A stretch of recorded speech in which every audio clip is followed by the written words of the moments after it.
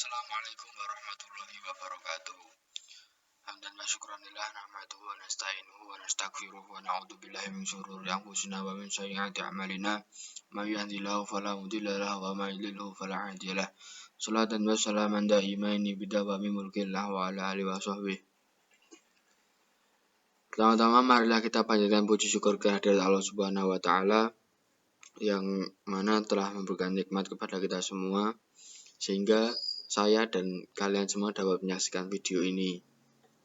Yang kedua, salawat serta salam semoga tetap tercurahkan kepada junjungan kita Nabi besar Muhammad SAW yang kita nantikan syafaatnya di yaumul akhir kelak.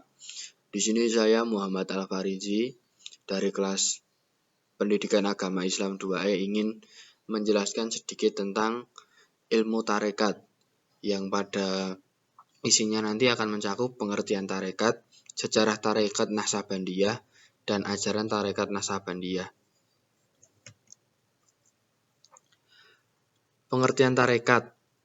Tarekat artinya adalah jalan atau metode yang mengacu pada aliran keagamaan tasawuf atau sufisme pada Islam.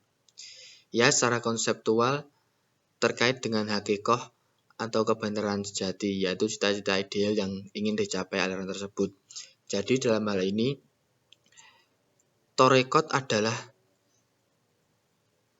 suatu cara untuk menuju ke jalan yang diinginkan. Seperti itu. Langsung saja kepada sejarah tarekat Naqsabandiyah. Tarekat Qadiriyah Naqsabandiyah adalah tarekat yang berdiri pada abad 119 oleh seorang sufi besar asal Indonesia yaitu Syekh Ahmad Khatib Al-Sambasi. Beliau adalah seorang syekh sufi besar yang saat itu menjadi imam di Masjidil Haram atau di Mekah Al-Mukarramah. Syekh Ahmad Khatib Al-Sambasi Al-Jawi, dia adalah ulama besar Nusantara yang tinggal sampai akhir hayatnya di Mekah. Beliau adalah mursyid dari Thariqah Qadiriyah. Muqammil Syekh Ahmad Khatib Al-Sambasi sebenarnya memiliki otoritas untuk memodifikasi tersendiri bagi tarekat yang dipimpinnya. Karena dalam tradisi Thariqah Qadiriyah memang ada kebebasan untuk itu bagi yang mempunyai derajat mursyid untuk memodifikasi sendiri tarekat yang dipimpinnya. Karena pada masanya telah jelas ada pusatnya penyebaran tarekat Naqsabandiyah di kota suci Mekah maupun Madinah. Maka sangat dimungkinkan dia mendapat baiat dari tarekat tersebut.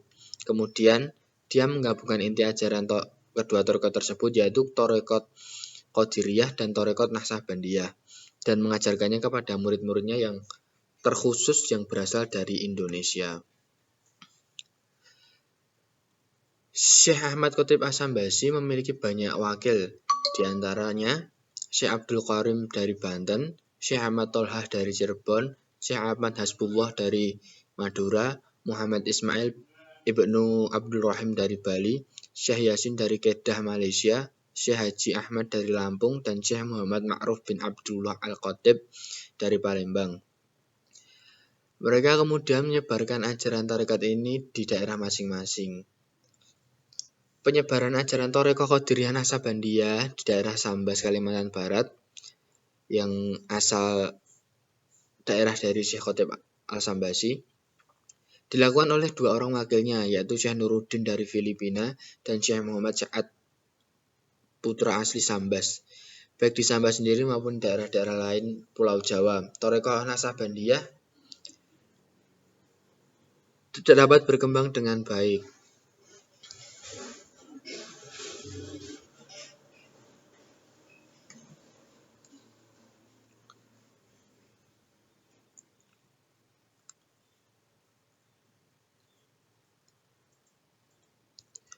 Kemudian masuk ke dalam ajaran-ajaran tarekat Naqsabandiyah. Ajaran Syekh Ahmad Khatib Al-Sambasi hingga kini dapat dikenal dengan karya Fathul Arifin yang merupakan notulensi dari ceramah-ceramahnya yang ditulis oleh satu muridnya, Muhammad Ismail bin Abdul Rahim. Notulensi ini dibukukan di Mekah pada tahun 1295 Hijriah. Kitab ini memuat tentang tata cara baiat, talqin, zikir, muqarabah, dan silsilah tarekat Qadiriyah Naqsabandiyah. Penggabungan inti ajaran kedua tarekat tersebut adalah karena pertimbangan logis dan strategis kedua tarekat yang tersebut memiliki inti ajaran yang saling melengkapi, terutama jenis dan metode zikirnya.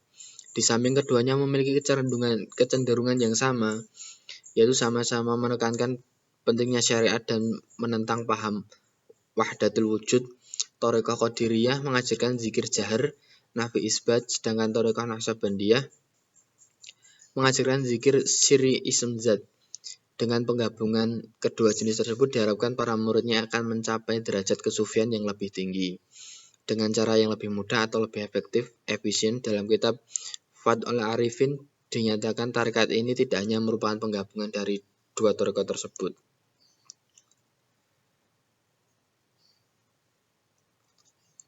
Akan tetapi, tarekat ini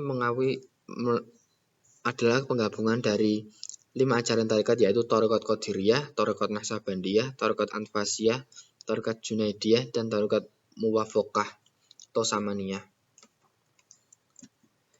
Ajaran inti tarekat Naqsabandiyah yaitu tentang kesempurnaan suluk, adab atau etika, zikir, dan muraqabah.